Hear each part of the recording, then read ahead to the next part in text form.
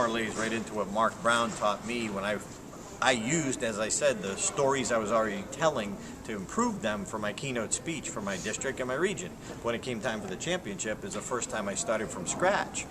And I'm looking at a blank piece of paper, and I call up Mark. Mark, I don't know what to do. I have a blank piece of paper. It's not filling in. Help me out.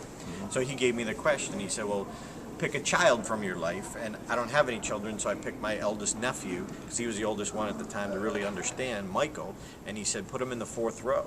And he said, if you were going to die tomorrow, what one lesson that you learned and experienced from your life would you want to pass on to Michael to help him through his?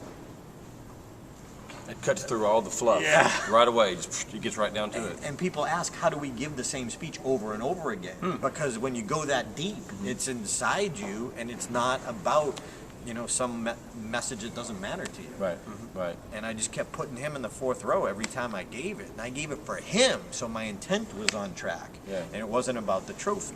Right. Did any of you ever compete in any of the other Toastmaster contests, such as the humor, speaking, evaluation, or table topics contests? Well, Mr. Showoff did it his first time out, so... I was a target speaker in an evaluation contest, but when I entered the competition, I won it. And that's the only competition I've ever entered since I've been a Toastmaster. Talk about going out on top.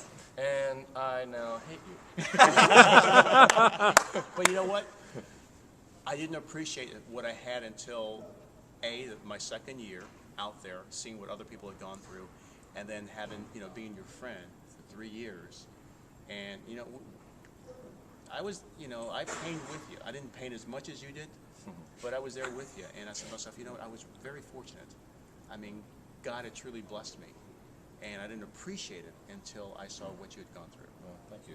I had been in, I believe, an evaluation contest. I forget which year, but I believe I came second at the club, and then the person who won from the club couldn't be at the area, so I competed at the area contest. But one of the reasons why I did not win my club evaluation contest is because I was blessed to be, somehow God dropped me in a club that had some masterful evaluators.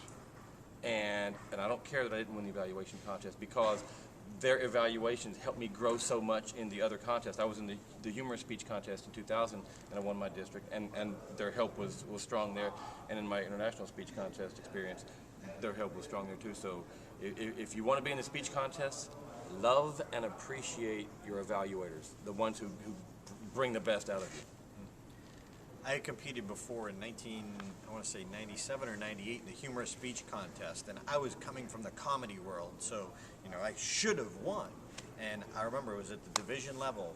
I came in second to someone who wasn't using original material, and he had put together a bunch of jokes that were out there, but I mean, it was originally putting the pieces together. But I remember I did not have the confidence to protest. I was still new. I didn't want to get the black ball, you know, or the black label, and I didn't have the guts to protest, bottom line. And I just said, that's it. I'll never compete again. And I don't know if you noticed, but Toastmasters went on without me. Oh, yeah, wow. The nerve. Well, they had a meeting. This guy says, all in favor of continuing? Yeah, it lasted about that long. And quite frankly, that's where I was at maturity-wise. And I had a lot of maturing to do. And when I grew up, I realized. Well, you said it right. To that. But I grew up to that point. He's still working on that, right? So am I, so I'm not going to criticize.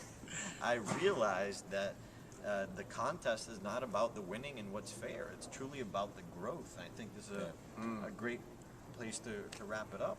This is a growth process. It really is. Yeah. We'll never go back to the speakers we were years ago because of the contest. It is truly a growth process. Very good. So please compete for your own growth and for the good of all the audiences you'll ever be in front of under any circumstances.